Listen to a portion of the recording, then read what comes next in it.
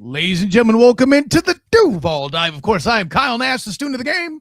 And I'm Travis Holmes with BigCatCountry.com. And you're listening to this thing on the Believe Podcast Network. And listen, you Duval divers out there, already waiting in the comments. Shouts to my guy, Social Alky. Of course, Preston, PT Phone Home, being in the building. You're not third, you're second, Preston. We live here, okay? Let me be clear about that. So, yeah, welcome in, one and all. And listen, I know why you guys are here. The fact of the matter is, yeah, Jeff says it there in the comments. Jakobi Meyers with the huge extension dropping here, an hour or two ago? And we know you're here because you want takes and reactions from somebody who actually watched Jacksonville Jaguar games. Not mentioning any names in particular, right, Travis? No, I'm only responding to your short that's out there on the Duval Dive YouTube channel. If you want to know all about that, hey, get in there, like and subscribe, get a hold of your life. Duval Dive YouTube channel. Come on, guys. Hit the bell, all that googly god. But anyways, the big news, $40 million guaranteed, $60 million in extension for Jakobi Meyers. Excellent producer work by you there, Travis D. Holmes. I like it. And guys, I got to tell you, I know that there are going to be people that are like, yes, and bringing this guy in the building. I am one of them, and I'm not even a member of the Duval Devout. And there are going to be some that like, golly jeepers, it's awfully expensive. And I understand both sides of the coin. Travis, first of all, open it up. Early reactions, instant reactions, as we do here on the Duval Dive plenty of times. Your thoughts on the extension? Well, I mean, we still haven't seen the actual money. And you know what I mean when I say actual money, because I'm not a believer of this whole, hey, this annual average per year. We see this every time. People freak out about the contracts and then they realize, oh, it's actually structured in a way that this is truly an out after 2 years. Like in all those kind of conversations, depending on how the bonuses truly are structured, it's probably going to have an out after the second year. And it is an extension, not a brand new deal where they're tearing up the old deal from all the reporting that's out there. So overall, I mean, obviously it's a great deal. Obviously the Jaguars were going to need to get this done. They did get it done. He had a 6-week audition. I mean, just across the board, you knew this was going to get done with what they gave up for him. And the fact that he's played in such a dominant fashion, and I didn't even realize just how dominant it was until someone said it to me in one of my messages. It was like, dude, did you know how many of his first downs how many of his receptions have actually gone for first downs? And then I'm going to look back and I'm like, oh, dang. Okay. So in 6 games, 21 of his 27 total receptions have gone for first downs. And if you want to add the touchdowns and the first downs, we're talking 24 of his 27 total receptions since being traded to Jacksonville have either been a first down or a touchdown. That's nearly 90%. That's 89%. I'm doing the math. 8 divided by 9, like that's 92, 91%. Like that's nutty. I didn't even use the calculator for that, Travis. Oh wow. Well, I did 89%. Okay, rounding up. And I'm like, yo, that's wild. Like, I knew he's been successful. If you watch the games, you watch the tape, you obviously see that he's making an impact on the field. You know his success rate numbers, you know his drops numbers, you know all the things. So obviously it is deserved. And obviously, I don't think the numbers are actually like anything that's crazy. Like if you were talking about a $30 million per year conversation, obviously that's a little rich. He's making. Again, you're talking a $20 million extension, even if you're just looking at on the average. That's not bad at all, man. Like you're legitimately talking about a high level number 2 contract. Like Christian Kirk is at $18 million a year right now. What are we talking about? Like, I hope there's no one out there that's making this bigger than what it truly is. Like, this is obviously a great extension for both Jakobi Meyers and also the Jacksonville Jaguars. And market value wise is what you're attacking, right? Christian Kirk made a lot of money there in Jacksonville with a lot less production, knock to date, once you account for injuries and all that sort of thing. Right. Yeah, no, I think that's good. Robert, wrong one. Robert in the comments, got to beat the Broncos to shut the Texans fans up. I don't think beating the Broncos will ever shut Texans fans up when it comes to the Jags, but I like where you're going. Let me bring in Preston. He comments on the deal. Just twice the amount of Diami a year. Good deal in his opinion. BT is still on rookie deal. Travis Hunter still on rookie deal. Parker Washington on a rookie deal. I don't know how much longer that's going to last, obviously. 1 receiver at a medium-high wide receiver contract for this room. It's pretty dope. That's an interesting point. You're still going on a lot of young contracts at this point in time. This is how they're financing that. And notice the 3-year length is just about the time that all that would, shall we say, nearly come to pass. In PTJ's case, it's actually clearing out before that clears out there. It's a good point that Preston brings up with the timing of the contract amongst the receivers. He's 25th in the NFL right now. If you just want to go on the average, again, I hate going on that, but that's the information that we have right now until we see what the structure truly looks like. 25th in the NFL, again, right above Christian Kirk, right below Mike Evans. Calvin Ridley right now is making $23 million a year. This is a great signing. If it works out, and it seems like it's obviously working out right now, and if this works out for the foreseeable future for the next few years, this is obviously and easily a great deal. And if this doesn't work out, it's still another buy low opportunity. And that's the weird thing to say for somebody at that age, but just being honest about what it is. No. Because again, Dyami Brown was brought in as a buy low opportunity. He bet on himself with the opportunity to maybe get a $20 million contract if he was able to come in and succeed like he did in Washington in the playoffs. He didn't. Jakobi Meyers did in that 6-game sample size, and then basically took that money that was more likely than not earmarked for Dyami Brown. So, so that's probably where Dyami is going to be moved out in that way. Jakobi Meyers moved in. I think, hey man, it wins for everyone other than Dyami, I guess, and unfortunately. But shout out to James Gladstone for getting it done in the season. I'll bring in another element that makes your take very interesting. Even the frenemy, the lover of the Jags that's often the hater. What up, Timmy Devil? Says great deal for Jakobi and the Jags. If Timmy Devil isn't criticizing it, that's a statement here on the Duval Dive. I'm just throwing it out there. And oh man, Preston throwing cheap shots compared to the Gabe Davis contract. Yikes! You didn't have to take it there. I mean, you're right, but that's messed up, bro. That's where I'm going with that. So that was obviously the biggest transaction that's taken place recently. But I mean, if you guys want to talk about other earth-shattering transactions, we can get into this Cody Schrader news also with per the waiver wire. Broncos claimed running back Cody Schrader off waivers from Houston, which Houston just a week ago claimed him off waivers from the Jaguars. You have to assume that this is an inside information. This is a data dump kind of conversation to see what's out there. I know just a week ago we were having this exact same conversation talking about the Texans signing him, and then they immediately let him go, and that they did have running back injury issues. I mean, the Broncos could claim the same thing when originally RJ Harvey did leave the game with a rib injury, but just today, Coach Sean Payton basically said that he's not concerned about his rib issues at all, and they're generally good to go. So then my mind immediately said, then why did you sign Cody Schrader?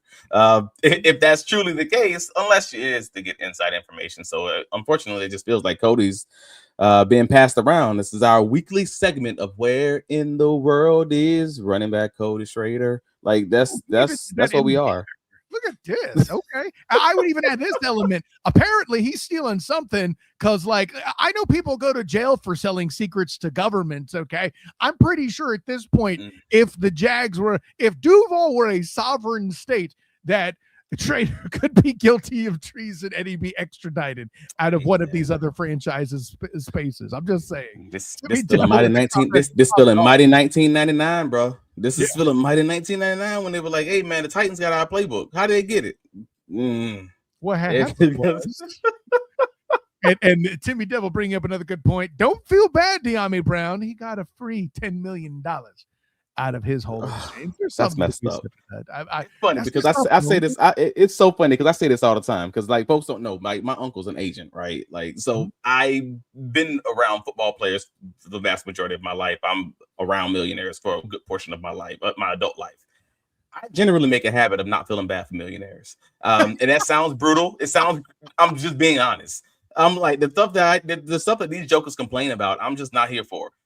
For the most part, when it's real life stuff, that's different. But I make a habit of not complaining for millionaires because there's real people out there. There's real people out here that got real problems, for real, on a true, just trying to make it by struggle. So from that perspective, yes, Dyami Brown got $10 million to do a job that is a game that these guys play. But however, that is also his livelihood. So I do feel bad from that perspective. But generally speaking, nah, man, you're right. He'll get it. He'll get it where he fits in somewhere else. You got that kind of scratch, you can hire a financial advisor. You'll find a way to make it work. I promise. Yeah, that's it. But we got a lot to talk about, man. This is a big game.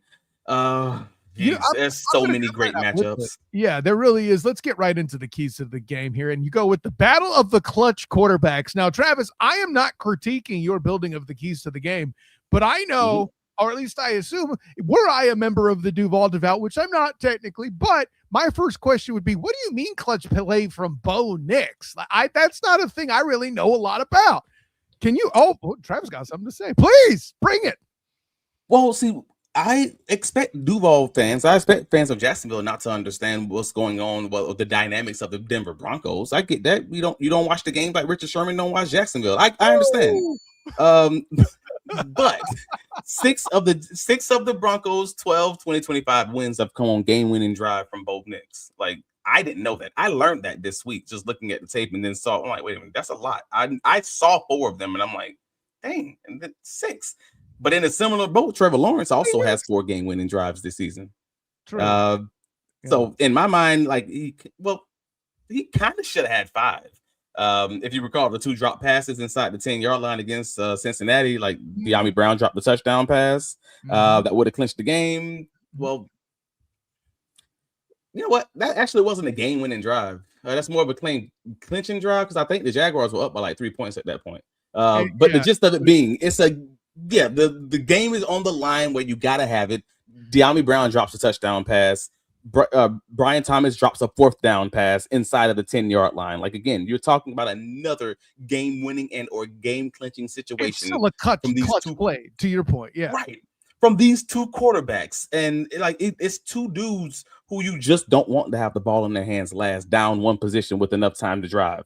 Like, that's why I'm like, this is a game where it simply might come down to which one of these dudes got the ball last, more like those old Pat Mahomes versus Josh Allen or those Josh Allen versus Lamar Jackson kind of games. I'm looking forward to something like that because both of these guys can have shown you.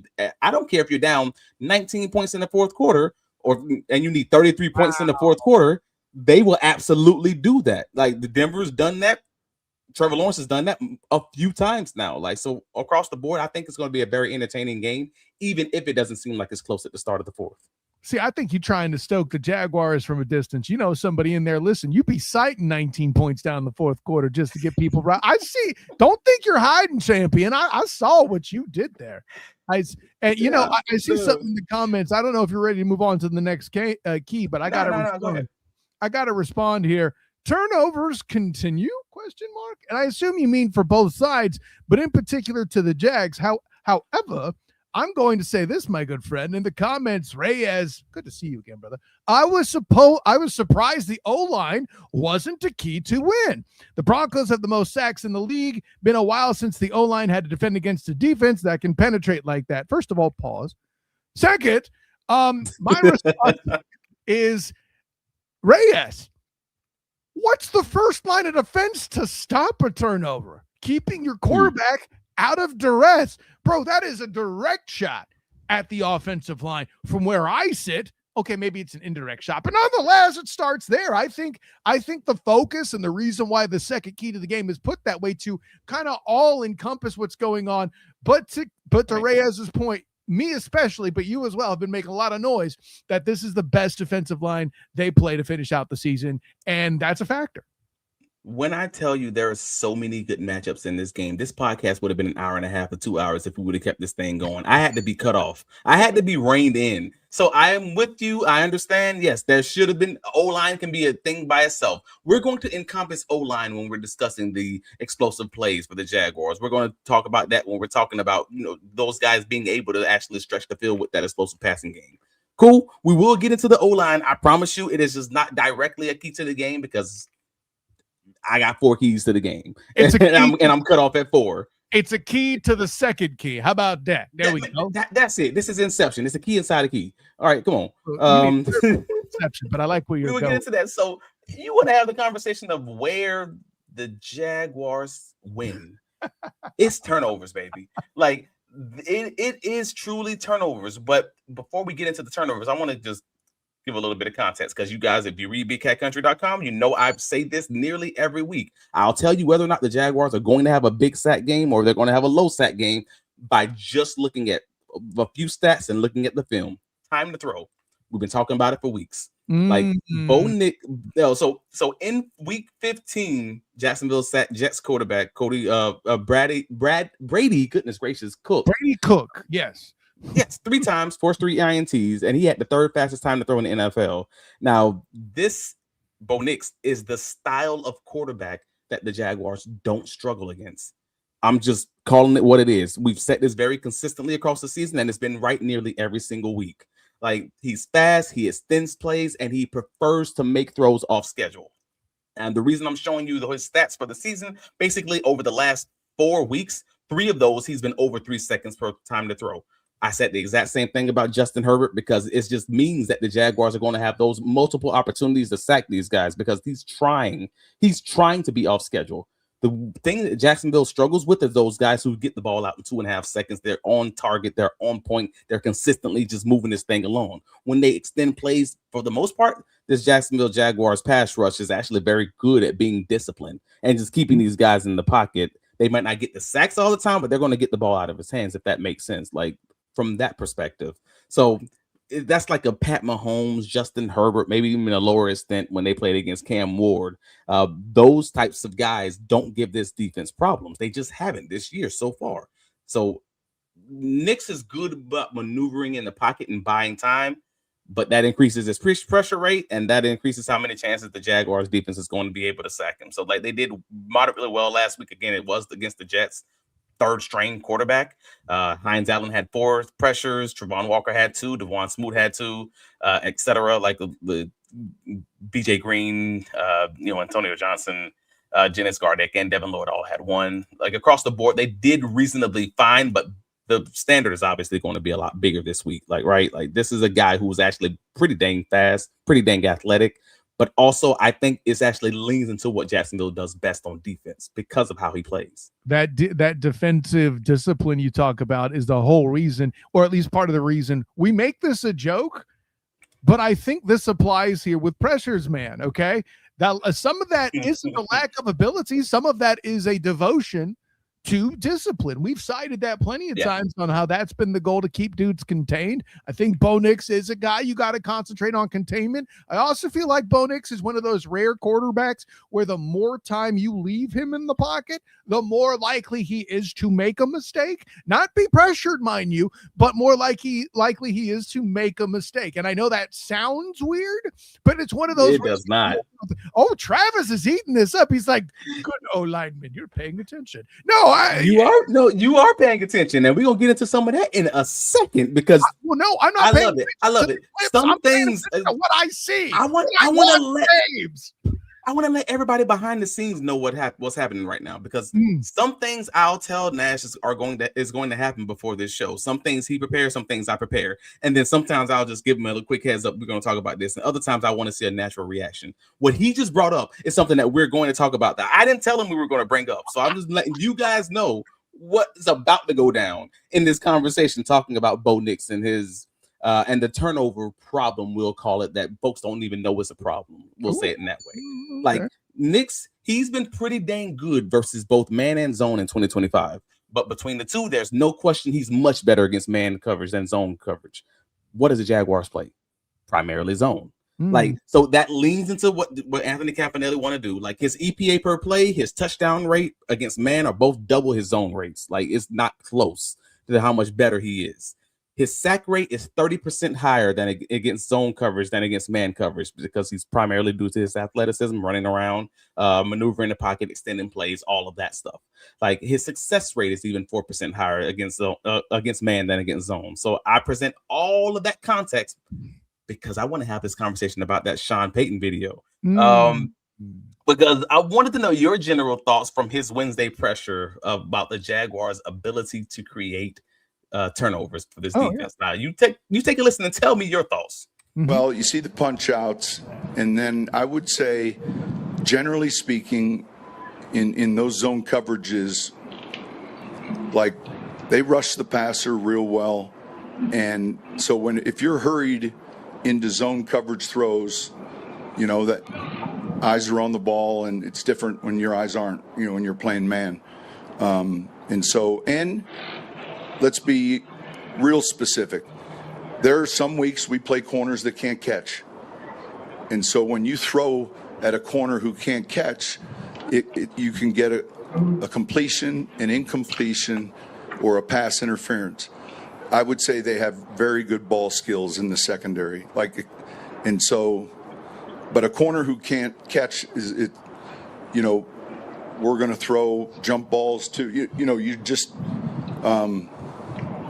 the downside or the risk drops dramatically, and so they have really good ball skills. So I find all of that fascinating, and just hearing that, I remember talking to Chiefs head coach Andy Reid, and he was asked about when Sean Payton was first hired with the Broncos. He said that when Sean Payton's a head coach, the NFL is better, and I think that kind of take shows where that thought process comes from for Coach Reid. I'll put it that way. Bruh, I swear to you, my first thought after rewatching the Green Bay game and seeing this pressure, because this pressure was on Wednesday. Why is Sean Payton out here sounding like a stepdad who can't talk to his son? Like, that was my first thought. I swear to God. Like, so that answer to me was directed to an audience of one, his quarterback. Like, when he made the word, let's get specific, and he starts talking about DBs dropping balls and basically and the athleticism there and all of that, I'm like, because the Bo Nix supporters who say Bo Nix played the best game of his professional career on Sunday are 100% correct, and that's supported. Like, he had 5 big time throws that changed the dynamic of the ball game versus the Packers. Like, I thought it was a really good dang game in that scope. But then the critics who say Bo Nix basically put up the exact same performance that Trevor Lawrence did against Arizona are also correct, and nobody's talking about it. Like, that's the part, that's the nuance that no one's talking about, because both sides can be right while watching that same game tape. So if anybody who didn't see the game, I think what Sean Payton is intimidating or implying in that comment is, as a DB, intimating. Yeah, sure. I cringe watching all the throws that Green Bay defenders got their hands on but didn't bring in that Packers game, because he didn't throw an interception in the game. But if you are watching, bro, he could have thrown, let's say, easily 4 to 6. But I ain't got to tell you. I'll show you. Show don't tell. No. He put the ball in some dangerous spots over and over and over and over and over and over again, and Green Bay defenders just couldn't catch. That's all that happened. Them boys just were DBs. You've literally seen me make more difficult catches than these. This is insane. And that was that. So when I see a coach on his first real opportunity to talk about turnovers, and his comments like, "Oh my God, that's awful." Right. You can tell I'm seeing this for that last one was a good one to put the icing on. My God, that was bad. Okay, I see it. So when folks are talking about a team that's top of the league, well, second in the league in interceptions, because they don't drop very many of them, and you're coming from a game where the opposing defense got their hands on at minimum 4, if not to 6 balls, you're going to be having a conversation of saying, like, all right, man, you got to stop putting these things in harm's way, especially when the team you just played against was a heavy zone defense and you're playing against another heavy zone defense. When I say I felt like he was speaking to no one else in the media, he was talking to his quarterback when he said, let's get specific. I'm like, nah, bro. So Knicks had 4 turnover-worthy plays per Pro Football Focus. If you want to go by some of the fantasy sites, they had it as high as 6. Either way, even just the 4, that was tied for 7th most in an NFL football game this season. Because I need folks to remember, not all interceptions come on turnover-worthy plays. Sometimes you'll have a tip balls at the line of scrimmage. You'll have accurate throws that like kind of ricochet off a receiver or whatever else. Like those things happen. Montaric Brown will make an absolutely stupid catch, for example. So sometimes there are actual turnovers that aren't turnover-worthy plays because they're actually falling on the receiver or falling on some other thing that happened around the quarterback. These are in addition to those items. Like, these are 4 turnover-worthy plays that Bo Nix committed in addition to any issues that his receivers might make and make something else happen. So I'm just saying that Bo Nix had his best professional game, and he still could have thrown 4 interceptions. And against a team that plays a very similar defense to the Jacksonville Jaguars, if you're a Jaguar fan, from my perspective, that probably should give you some moment of, I think this Jaguars team can lead this game with 3 interceptions, and I wouldn't be surprised. That's where I'm landing, just looking at the game from his best game, if that makes sense.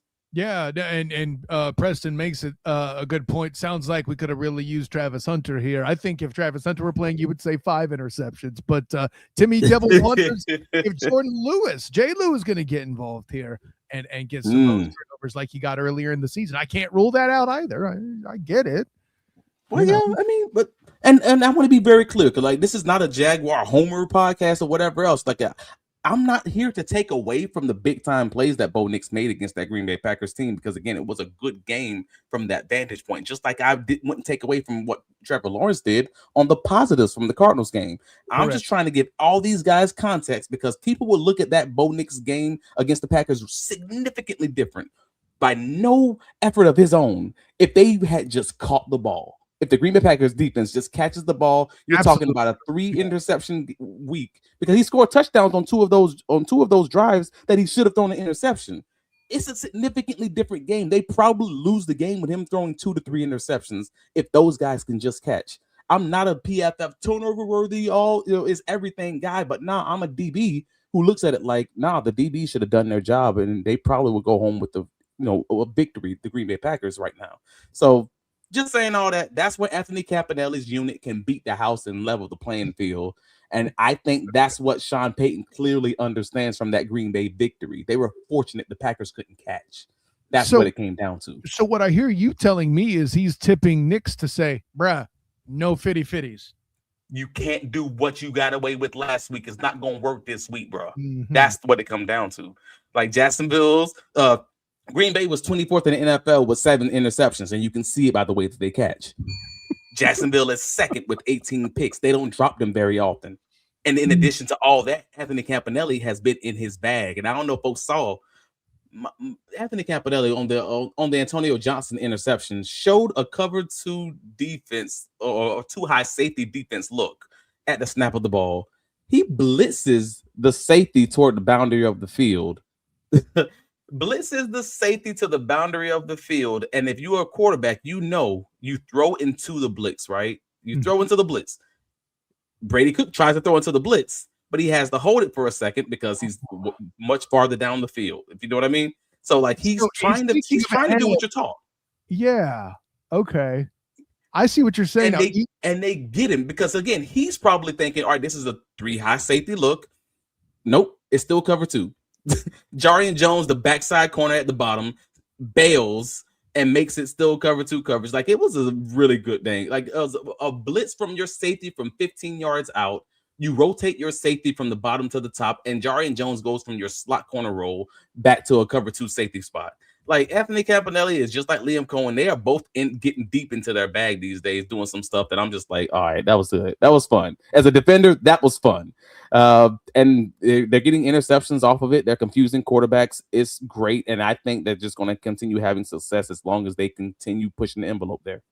Well, and we talk about this awesome defensive talk. I mean, it's the whole, for those that forgot, turnovers continue ? Well, hey, if as you intimate, if Bo Nix forgoes these subtle hints, air quotes, the specific hints that Sean Payton intimated there, it could be a long day for Bo Nix. And while we're talking about Sean Payton talking, there's a quick thing I wanted to bring up because he talks about Jacksonville being a good defense and they're in a small market, but they're a great team. Now, Duval, I don't believe this is Sean Payton taking a shot at you. What I think it's him saying, because remember, he's been dusted up with the media, even despite being a former media member himself. Okay. I think he's pointing out for those who may or may not watch games, no, not just Richard Sherman and Emmanuel Acho, but for those that don't watch Jaguar games, as more and more people are starting to admit now that people are going after Richard Sherman. I don't know how much media you guys have been listening to out there that isn't the Duval dive, but when you're done here, it's surprising to me how many national media people are openly admitting to not watching Jacksonville Jaguar games. So let me learn you something right quick. If you watch these games, you'll definitely see a lot more than you do, but you don't because they're a small market, and I think that's the point that Sean Payton's That's what he was trying to say. Yeah. You don't know about this because you're not watching them, or you're the media people he's talking to. You know, you guys don't understand this, but they're a small market team, but they're actually good. Like he's probably complimenting them. It's just the fact that the other guys just don't know. Yes, exactly. And so take that into account, Duval. Hey, listen, I'm not a Sean Payton homer. I don't want to give credence to my in-laws, former head coach there over there in New Orleans, for winning a dang Super Bowl on the strength of the fact that the Colts player freaking flubbed a dang onside kick that was kicked right at his chest after the half. I said what I said. But wait. We never talked about your boy. I say your boy, our boy. LaQuint Allen? No. Mr. UCF running back RJ Harvey. RJ Harvey. I figured he'd be coming up later. Yeah. You mentioned them on Wednesdays. On Tuesdays, Duval died that we were going to get into. And so I figured this would probably be a good time talking about turnovers. Not to throw shade at my guy. At all. I mean, UCF, we talked about interceptions, but Jacksonville is also fourth in the league in fumbles recovered.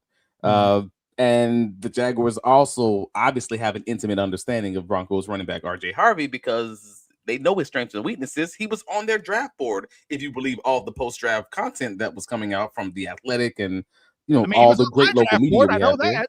Shoot. Well, all the great local Jaguar media all kind of reported that he was on the Jaguars draft board and they were going to draft him when they eventually traded out of that pick after Denver selected him.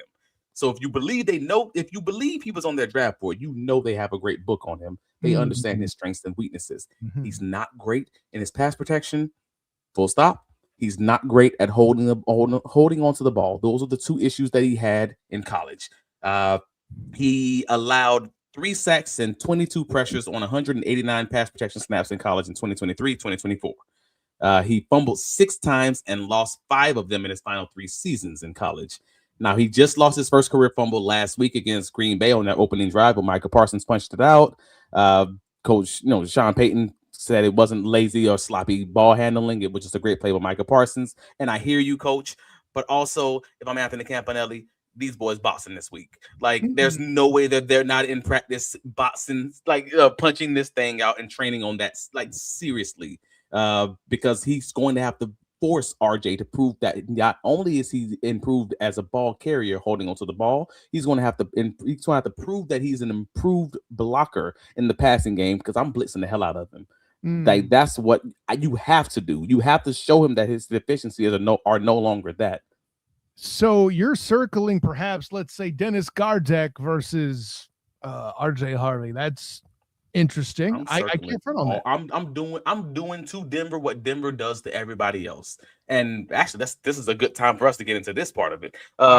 So this is a good time to get into this. So, I'm doing to Denver what Denver does to everybody else. Denver does a very good job of giving you those phantom blitzes, of giving you those overload blitz looks and making you figure out what's going on with your protections, which means sometimes you're going to get defensive ends like Trevon Walker. You're going to get defensive ends like Josh Hines-Allen coming scot-free just because the offensive lineman chose to put their protection to the right versus the left, or to pinch instead, or just big on big, or whatever the decision that they made based on the look you gave them, basically, right? I'm Anthony Campanelli. We've seen him do that very many weeks this season. So it's matchup by matchup, week by week. This is one of those weeks. I'm blitzing the hell out of him. I want them to prove that pass protection is actually stout up front, not just the O-line, but more importantly, the running backs, and make a pressured Bo Nix make some good decisions and see if he doesn't put the ball in your guys' hands again. I think overall, that's where I'm leaning. And I would be remiss to not point out the very point you made earlier about, turnover-worthy plays and dropped interceptions in that Packer game. At least one of those came off of probably some sort of zone blitz coverage. And the big play you showed again, where the Brady Cook interception also appeared to me to be a zone blitz coverage as well, right? So I think it was. Yeah. No, it was. I even remember on Tuesday, you shouted out known Trevor Lawrence hater. I'm joking, Scott Trent, of Jaguars United, about the fact that these Jets and these Broncos play similar styles as well. So I think that's a fascinating thing that you observe on all fronts. And you mentioned, we kind of glazed over it, but I'll pull the keys to the game back up. Liam Coen versus Vance Joseph. You talk about the Jags blitzing the bejesus out of the Broncos. Let's flip this on its head. What does the offense kind of need to do here? Well, this is fun, man, because I got some good news and bad news. Like, I can't even call it bad news. I got good news and at least a potential lingering question, because we just talked about how Denver Broncos defense blitzes like crazy, or they at least show that blitz like crazy, and they just play off of that because they play so much man coverage. But also, depending on the week, they might play a boatload of zone out of nowhere just to throw you off, just because Vance Joseph. But it makes me confident that Liam Cohen's going to be able to dial up as well as he did last week, because they play so similar of a defense to the Jets defense. Like, it's not exactly the same because there's some level of cover 4 stuff that's a little different, but the Broncos defense is around 5th and 4th in the league in cover 1 and cover 0 straight. Our DBs is better than your wide receivers man coverage snaps, essentially. So when the rubber hits the road, that's what they're doing. Like, for the most part, they're just saying, hey man, we got better guys than your guys and we gonna win. And so they're a good / upgraded version of the Jets, in my opinion. They run a lot of the same coverages at a lot of the same frequencies as New York. They just got way better players that do it. They got the same high man coverage rates, the same low cover 3 rates. Both teams playing a lot of 2 high safety looks on 3rd and long, and that's almost exclusively when they run them. But my other good news takeaway is, like, from that Colts game tape with their win over Denver. All right, so Denver's linebackers, just like the Jets, they can absolutely be beaten in space. That's my big takeaway from watching 8 of their games this season so far. Like, no one's targeting the running back 6 and 7 and 8 times against Denver. And in my head, I'm like, the Jaguars just did that last week against the Jets. And if they were to copy that exact same game plan with Travis Etienne getting 5 or 6 catches out the backfield, I don't think they've done enough, basically. I'm saying he should probably be your leading receiver this week. And I know that's a wild take, but that's my honest opinion of, I think they can be beat because I've seen them be beat against Scatterboo from the Giants. I've seen Jonathan Taylor beat them out of the backfield for like 50 yards in the air and a touchdown. All these guys are having success. No one's just targeting and peppering these running backs like they're Christian McCaffrey and making these guys do something different on defense. So in that way, I'm confident based on the Jets game tape that, oh no, if they play man coverage to that extent, they might have a problem with Travis Etienne, but missing Bashaw Tutin's receiving ability this week is going to hurt a little bit. I'm like, I can't pretend that's not the case because of his potentially being out for a few weeks. Yeah, well, and you know, I think that's a big opportunity for our guy LaQuint Allen. I know KB Hawk in the comments. LaQuint Allen, anytime touchdown this week. I bet. Literally. I love those buy low candidates for those betting odds, man. We gotta do another one of those. My lingering question is whether or not, like, the blitzing, like in Lawrence's ability to adjust his protections at the line of scrimmage. In back-to-back weeks, there have been plays where Lawrence has completed impossible throws with the defensive alignment gave the offensive line or gave him, protection issues. And we'll get into it. Like, the throws I'm talking about. And if you don't, here we go. You immediately know the throws I'm talking about. Like, both Liam Coen and Trevor Lawrence in back-to-back weeks both publicly acknowledged that they would have preferred to be in a different protection, that they would have made the adjustment at the line of scrimmage beforehand on those overload blitz or phantom pressure looks. Like, these simulated blitzes are the same ones that Denver does, and they do it nearly all the time. So out there somewhere. That's where I'm like a little bit concerned, but also if I run this back, this second one, the one that just happened against the Jets, I actually disagreed. I thought Trevor Lawrence actually made the right adjustment. I think Patrick McCarry just got his behind kicked, and that's all that came down to. It was one-on-one. He had a hat on the hat. Everybody was picked up. McCarry just gets beat inside. That's all. Your right guard just gets and then Trevor just rolls out because of the pressure coming from Patrick McCarry. That's all that happened. but the actual protection seemed to be stout. It was a bit of a stunt, but it was not well picked up. I'll grant you. I'm not going to go so far as behind beat, but yeah, that was not the best. That was not the best effort, to say the least. I'll agree with that. Behind beat makes me feel like he's being pushed backwards, like, oh my god. But yeah, no, he's clearly defeated on that particular exchange for sure. I think there's a lot of in my head, I consider that progress from Lawrence. I think from a week-to-week basis. Yeah. Right. They recognize it. They had the protection picked up from my perspective, but he's going to be tested on that over and over and over and over this week. I thoroughly believe it. So I think this is going to be one of his biggest mental challenge games that we've seen since the bye week for Trevor Lawrence. Like, are you going to get these guys? Are you going to be picking it up on time? Like, this is like a midterm before the final exam playoffs. That's kind of how I'm looking at it.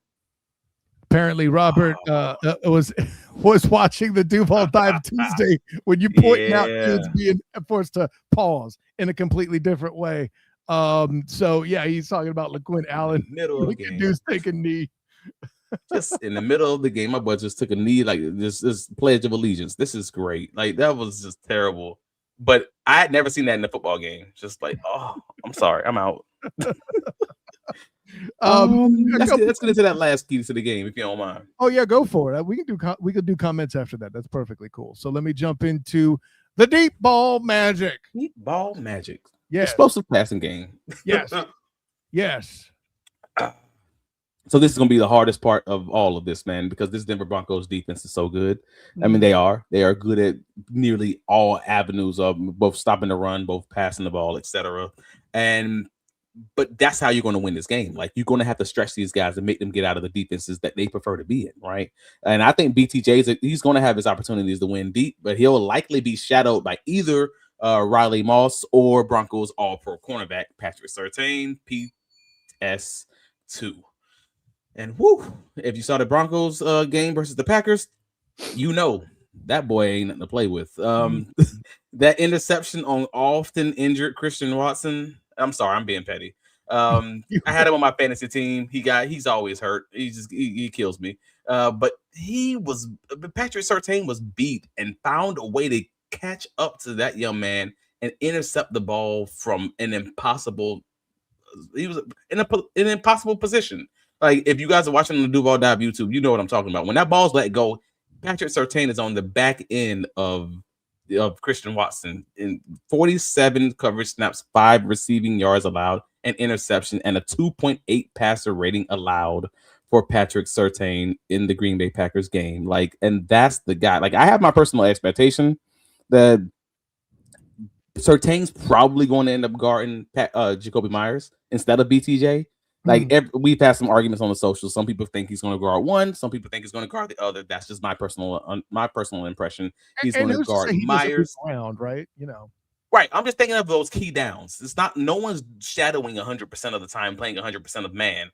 Right. I went back to their film and the 2024 film, and in 2024, because they're playing in the same conference, Jakobi Meyers and PS2. Then in the October game, Jakobi Meyers went 1 of 3 for 18 yards against Patrick Surtain over the first 3 quarters of that October game they played in. Before the game was a blowout, and then Jakobi Meyers caught like 40 yards on 3 catches in the fourth quarter when it was a blowout.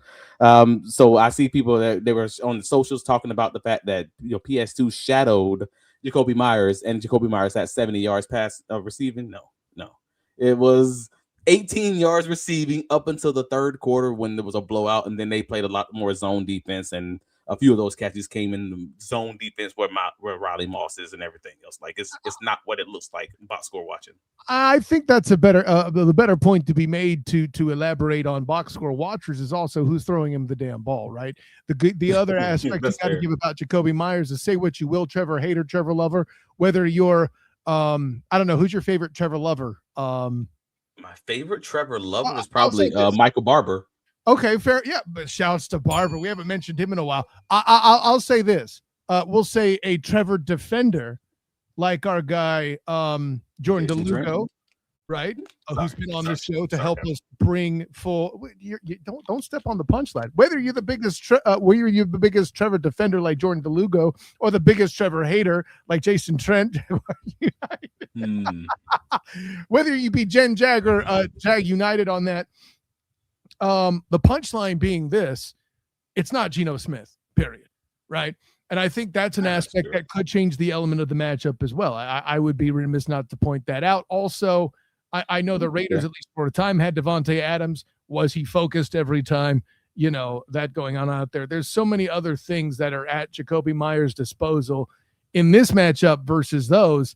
So I would imply that these stats are good to know and hear about, but I think it's a completely different ballgame. Your pardon expression. Yeah, whatever happens, whatever they decide to do, Denver, that is, whether they choose to go with Moss on BT or PS2 on BT, that's Brian Thomas Jr. is going to have a huge opportunity to make Denver play on 2 to 3 shot, long shot opportunities. He's going to have to cash in.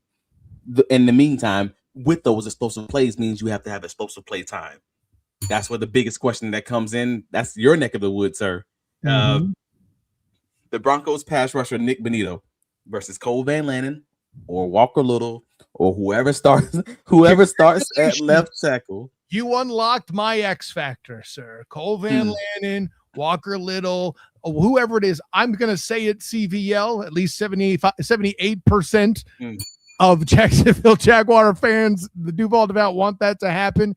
And the other thing with the O-line is you got to make sure you don't have penalties. I flashed Preston's comment up there earlier in the show. What do you got, buddy? No, I want to ask you. So Bonitto has 12.5 sacks on the season. That's third in the NFL. And this is going to be potentially CVL's first major test on the season. I mean, he's not really played anybody dominant since he's taken over at left tackle. Over under on Bonitto getting a sack on Sunday. 1 sack. Over under at 0.5.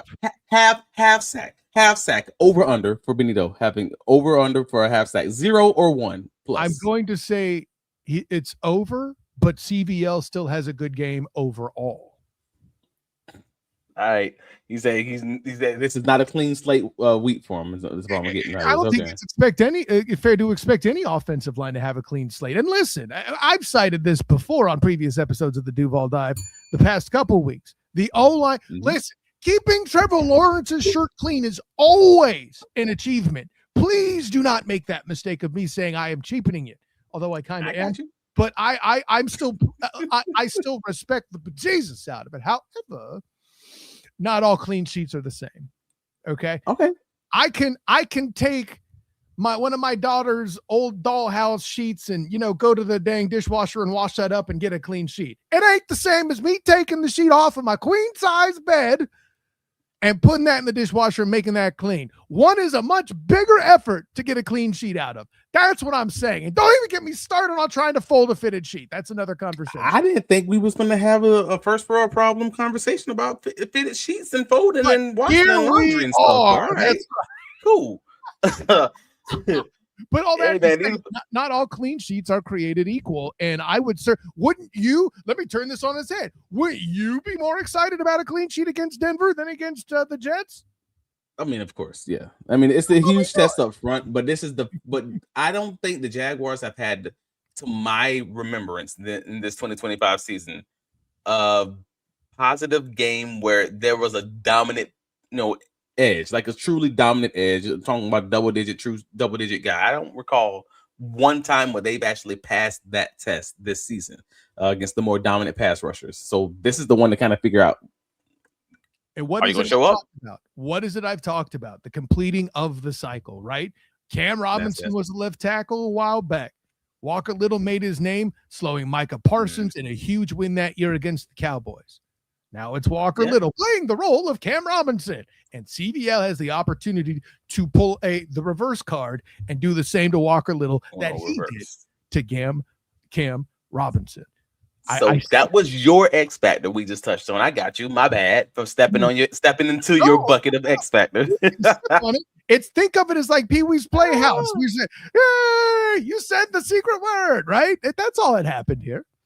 So if you don't mind, let me get into my X factor. Then we can hop into some of these comments, let these guys get their takes off, and then we'll get into our predictions. Cool. But yeah, there are both. Like, I mean, I had such a hard problem finding one X factor because there's too many dang good matchups in this game. Like, and it's such a big game also. Yeah. So you already heard Sean Payton's clip earlier with discussing the Jaguars' secondary ability to bring those balls in anytime they touch their hands, whether that's Antonio Johnson, Eric Murray, or even for the sake of this conversation, Devin Lloyd. Like, he's got to be considered the honorary DB at this point, just as often as he's bringing the ball in. But for this week, I'm going with Monteric Brown. I'm going with Monteric Brown versus Cortland Sutton. Anybody who knows anything about Cortland Sutton's game, you know that Monteric, he's going to play the most snaps of all the DBs, of all the cornerbacks. I'm sorry. For the most part, Sutton isn't a burner. So he's not going to beat Buster off the line and win with speed. He's a really dang good route runner. He's shifty in the small box. And he wins the contested catches and the high point balls. Those are two areas where Buster's actually pretty strong. Like, we talked about Buster for a few years when we talking about his strengths. Like, Buster's good in press alignment off the line. He's good using his instincts in zone coverage. He's good at getting his hands on the ball in those contested catch situations. That's going to be the matchup for me. I know I'm a DB going with the DB as my X factor. I understand the bias that's built in there. But I'm not going to judge you. I think that's where it's going to be, though. Like, that's their primary pass catcher against the Jaguars' primary cornerback, who's going to win, and they both just happen to play to each other's strengths. I think that was going to be a really good battle also. That's my main guy. And there's so many factors, though, there, too. Like, you might have seen me, if you're watching on the Duval Dive YouTube channel, flashing through the comments and showing all the different perfectly valid takes. I'll pull out my favorite one here. Of course, it's O-line related. Don't judge me, but I had to get Robert Kemp in the convo here. To a similar vein, my X factor is Anton Harrison, because if he can lock down Cooper, we can help Walker or CVL, whoever it is. But if he's struggling over there, probably in isolation, it will get ugly. It's a fascinating tank. I think there's something to that. I shan't front on that. They put CVL on an island for a good portion of his snaps as of late, like since he took over again these last 3 games. So that's it's very interesting to me, because again, more often than not, if they have given help, it's just been like on those super 3rd and longs that LaQuint Allen, taking a freaking dude's liver out. Yeah, stuff like that. But for the most part, they actually have been leaving these guys on the island for these last 3 weeks. It just so happens that they haven't had very much dominant edge play on the other side of it. So I'm curious if they're going to keep doing things like that, or if they are truly going to give these guys help and just make sure they don't get Trevor Lawrence killed. Like, that's going to be something that we'll see very early on. But also, run game. We know we don't talk about the run game because both of these teams are dominant stopping the run, both Denver and the Jaguars. They just are. But that was one of my weird takeaways from last week's game against the Jets, was where I'm like, they had that 3rd drive where I'm like, oh my gosh, what happened? Where they had a lot of success on the ground, like moving Travon Walker. You don't see Travon Walker get pushed back 9 yards. That don't happen. Membu did that. On that, it was one drive, just one good drive, where it just felt like the Jaguars' defensive front wasn't locked in, and the Jets, like, they were getting 4 yards down the field. Like, they were truly moving those front 5 or front 4 for the Jacksonville Jaguars. And then Jaguars was like, all right, cool, we got it on that next drive. But you can't have those lulls, if that makes sense, especially against the Denver Broncos offense that's going to be a little bit better than this Jets, offensive line as far as getting guys and moving them up the field. I mean, they're better, but they're not explosive. I hear where you're going. It's let's not let it happen if you could help it. I certainly understand that, but I'm not going to go so far. And listen, I'm already seeing it. We'll mark it 54-11 here for if they do score 30 points, they being the Broncos, of course. You're going to clip that and, make fun of me. And please do so in that event, because I know you'll need therapy having lost that to the 2nd seed with an opportunity to fight for it. But I'm less worried about that. And as an aside, remember, when we weren't putting trades in like Liam Coen did being bold, somebody wanted to take Membu pretty damn high. I'm just throwing it out there. Yeah, no, that's fair. But my overall point was, if you are going to be the number 1 run stopping defense in the NFL, then you got to play like the number one run stopping defense of the NFL. Play in and play out. You're not going to be perfect. I get that. But you can't have those lapses, because if you have those lapses, that one bad drive can turn into one bad quarter, can turn into one bad half. And then all of a sudden the game got away from you because you let these guys be balanced and be able to keep running those play actions. Yeah, don't give them the chance. 100%. That's it. Let's get into it, bro. All right. So predictions, stats, all the numbers. I'm not going to bore you guys and just throw all the numbers at you. It's a defensive game. It truly is. Again, you got the number one run stopping defense and the number two run stopping defense playing in the same game. That tells you everything you need to know. Like, you have the number 4.5 yards difference. Sorry to interrupt you, Travis, but I have to point that out. By 4.5 yards difference, that's the insane. Jaguars lead the Broncos by 4.5 yards in run defense. And that's just how good the Jacksonville Jaguars run defense has been this season. Yes, but also in that similar conversation, the Denver Broncos have 58 sacks on the season, which is first in the league. The Jaguars are at 28th. At 25th with 28 sacks. That's a 30 sack difference in 14 games. That's crazy. That's a lot. So, like, when I say these are big challenges, I'm just pointing out to you the big glaring items where it just feels like the Denver Broncos have the advantage in not run defense. The Jaguars run offense is 16th, whereas the Denver Broncos defense run defense is second. The advantage goes to Denver. But the run stopping advantage for the Jacksonville Jaguars defense also goes to the Jaguars because they're first in the league. Denver's rush offense is 17th. It feels like these teams are very similar across the board. It just feels like this is going to be a close game that's going to come down to whether or not the Jacksonville Jaguars offensive line is going to stop and limit this defensive line for the Broncos from tackling Trevor Lawrence, and whether or not turnovers. When I said earlier, hey man, this is how I win. That's what I'm talking about. Like, the fact of the matter is the Jaguars, they turn the ball over at the 14th rate of the NFL. Meanwhile, they take the ball away, second highest in the NFL. That's where you win. The Jaguars have a +10 turnover differential, third in the league. Denver has a -2 turnover differential. That's 18th. If they turn the ball over, you have a really good chance the Jaguars are probably going to win this game, because especially like last week, they would have lost against the Green Bay Packers. Those guys just don't know how to catch. So overall, that's where we're at. The Green Bay, goodness gracious, the Denver Broncos are scoring 24.4 points per game. That's 12th in the league, and the Jaguars are scoring 26.9, which is 8th. Where do you land, sir? Yeah, I got to tell you, and I find it interesting. Of course, the what we're going to deem the Jaguar homers, air quote, Bucky Brooks and Maurice Jones-Drew, both have the Jags winning. 25-24 by MJD is a pretty interesting score differential there. Bucky Brooks, 24-21. I think that's the kind of game.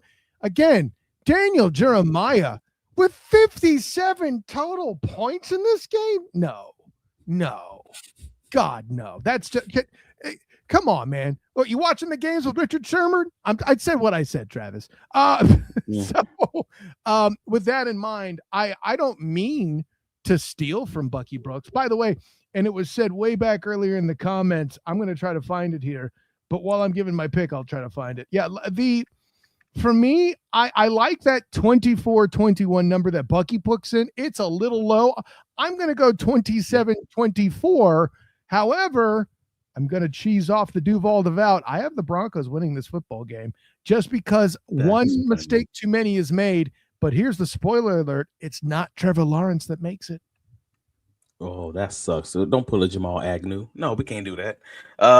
Jamal Agnew versus the Chiefs specifically. Yeah, something else to think about too there in the Mile High. Cam Little with thin air stopping the kick. Cam Little got that drip. Cam Little, yeah, man, he is welcome in the Moncrief streets in Jacksonville. Like, that man knows his stuff about grills and everything else, man. So shout out to Cam. That man, but the grills bring him the thrills. I hear you, buddy. So I'm generally with you on the score. I actually do have the score being 27-24. Hey, but I don't agree who's going to win. That's where the things change. So folks have been talking about this Broncos team like they're unbeatable, and I don't get it. Not when I look at the tape, not when I look at the actual games.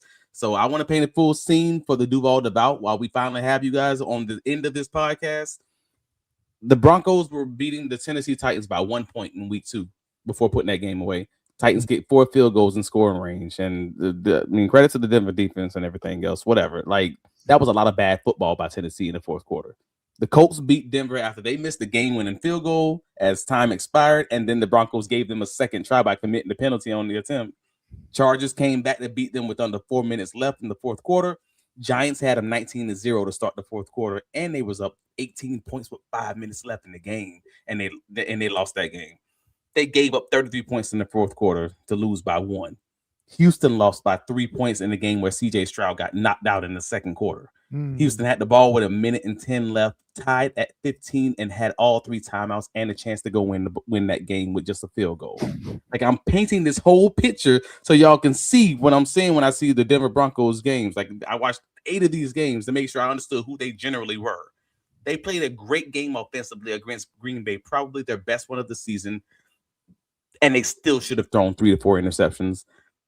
They'll need another game of that caliber to win against Jacksonville on Sunday, in my opinion. And that's not because Jacksonville's so incredible. I think Denver Broncos are just really volatile. And I think they're very similar to the Jaguars in that way, especially the early season Jaguars. So I have this 24.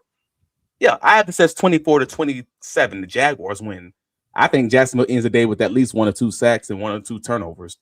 And my guess is if the Jaguars lose this game, it's a blowout. But if Jacksonville wins this game, it's going to be a higher scoring affair in that way. Like, I don't think they lose in a close one, if that makes sense. I don't know. I don't know that the Broncos are explosive enough to make it a blowout, unless it's all about if the turnovers happen, like you imply. It depends where on the field it is. Yeah. And with the team that isn't getting a lot of turnovers in general, that means to me the defense is going to make stops with stacks and low third down conversion, which tells me they'll stop the Jags a lot, maybe, but they won't score as many points. It won't be a true blowout, in my opinion. I don't know that that's it. But again, we know nothing until the game happens 100%. And yeah, I think there's a lot of man. Listen, this is a harder one to predict. I will grant it's a good game, but that's good. It's a good game, and we're just like, oh wait, it's a really good team. You know, second or first in the in the AFC, and the Jaguars, we're having trouble predicting it. That means that your team's actually good. At least from that perspective, that's a good thing for Jacksonville Jaguars fan base. But and they're healthy. I forgot we didn't talk about the injuries earlier, but they're healthy. The major injury of the primary injury of note is Bashaw Tootin and his finger. It's reported finger surgery that will reportedly keep him out to the start of the playoffs. You got Danny Strigo, who hasn't practiced all week due to his ankle injury that he suffered against the Jets, and that obviously could result in Dennis Gardeck having a more snaps rushing the passer. Maybe BJ Green. Maybe you see a little bit more from. I said a little bit more. Maybe you see anything from Jalen McLeod if they choose to activate him. His 21-day practice window has been opened. Yep. And Josh, on the Broncos side of thing, Josh Hines Allen was popping up a little bit in the injury reports, but I don't know if there's too much to make of that. Yeah. He had an illness. He was full today. Gotcha. So yeah, he's good there. For the Broncos, the biggest injury consideration is the fact that they play safety Brandon Jones on IR with the pec injury this week after the Green Bay game. So he had 78 tackles, 6 QB pressures, a sack, and an interception, and a 75.3 passer rating given up this year. So he was kind of one of their most underrated defenders on the season. So they're now going to have to give significant snaps to PJ Locke. And I've been spending a lot of time this week in Broncos Spaces on Twitter to understand just who these guys are. Just how PJ Locke is. Yeah. They hate PJ Locke. That they said that dude had a pretty rough 2024 across the board, and his PFF scores kind of reflect that also. Like they could shift a few guys around and give Jade Barron, rookie, Swiss Army knife, a shot to play some slot corner or some safety there. That might be an option for them.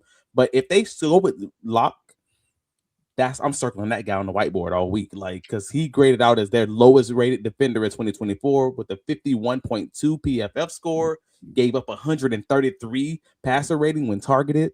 Like, when I tell you, if the numbers don't do justice, he struggled at safety. And if you're a man coverage defense with a safety guarding your tight end, guarding your running back, guarding your slot receiver, etc., whoever that guy is, I'm aiming to put 200 yards on the air against that guy. Like, that's that's the guy I'm circling. So if you're saying the Jags consider the tight end, it wouldn't be strange.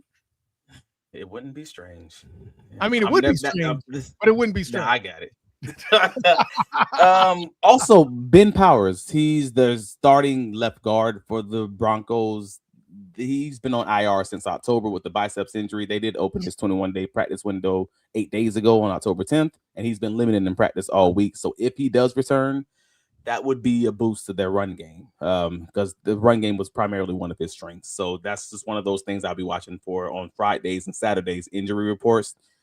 Also with Strigo and Jalen McLeod and all those guys, to see if that maybe Jacksonville Jaguars pass rush gets a little bit of a boost, or maybe the Denver Broncos run game might get a boost. So those are the injury impacts on this game for the most part. That's what we got. And I'm seeing one last thing here in the studio window. I'm reading it. I don't know what it's for, but I'm ready for it. All right. But the Jaguars, they clinched postseason play with the win over the Colts or the Texans. If Jaguars win, Colts or Texans lose, Jaguars are in the playoffs. I'm getting it now. So Indy plays against San Francisco on Monday Night Football, and the Texans face the Raiders at the same time that the Jaguars are going to be playing against Denver. So I can't believe I'm saying this, but go Raiders. Go 49ers. Let's go. It is what it is. I don't use these words in my normal vocabulary, but go Raiders and go 49ers. Just win, guys. It's great to have you amongst the faithful, Travis. Yeah, man. Unfortunately, we got to root for you guys for 1 week and 1 week only. Just like one of them. Be unfortunate. Man, yeah, it's one of them Vegas. It's one of them one night only Vegas shows, man. You gotta deal with it. This one night only in 2025. See your San Francisco 49ers. Nice things for you guys. That's it. Hey, so wait, Great does that mean for that one game? Oh yeah, when you're you're looking at that. He sees that. When we're up. I was just trying to figure out which book you're referencing. That's all. Well, you could see it now that I've changed the angle back to where it's supposed to be. Oh no, wait. You might be watching on the vertical edition there. By the way, if you're looking for that, something that better fits your phone, make sure you check that out on the Duval Dive YouTube channel. But no, listen. So does that mean for this week only that Liam Combs' name is allowed in Robert Saleh's mouth? Jesus, I don't think. Man, I'm gonna let them boys have it. They just need to schedule this UFC fight in the offseason and call it a day. Do it for charity. There you go. I think everybody wins. Oh, there you go. I'm saying, whoa, everybody wins. There you go.